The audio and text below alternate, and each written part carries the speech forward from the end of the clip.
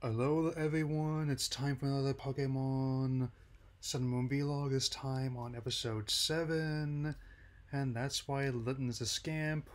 While they set up the Litten, that's the focus of this episode, as early on as first episode was some sporadic appearances once after that. This one actually brings the character into focus and why it behaves this way, how it ties in the title.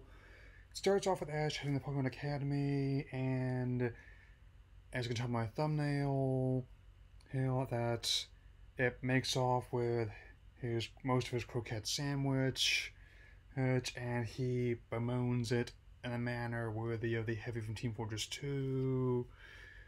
Who it also introduces as a rich Alolan socialite and her Alolan Persian named Percy.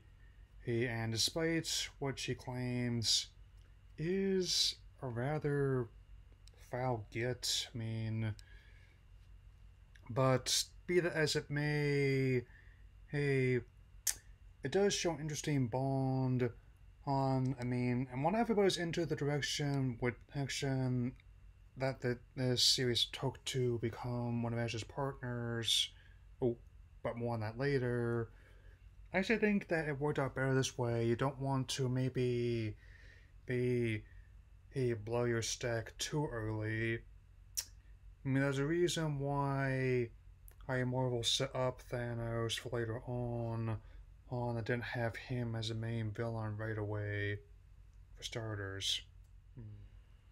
So, after Litten gets into another scuffle with Percy, Ash does get in the Pokemon Center, and on top of his own injuries being treated, putting him in the cone of shame, collecting up.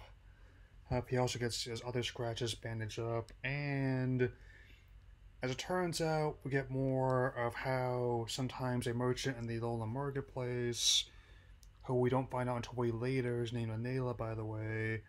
At least in the dub, I also have watched the subs, the hubs reference, and so it definitely is interesting to see how they approach this concept and how they used the setting of Melee Island and its main area of Howley City. A lot of locations from the games are fairly represented. Others, such as the family restaurant that Mallow works at and is the mascot of, are unique to the game. Are unique to this anime. So, and as it turns out that he's under the wing of an infirm Stoutland who this has imprinted as sort of surrogate father. I've always kind of liked that idea. Where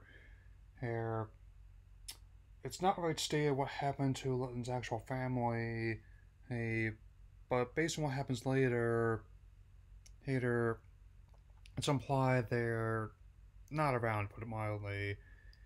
I mean,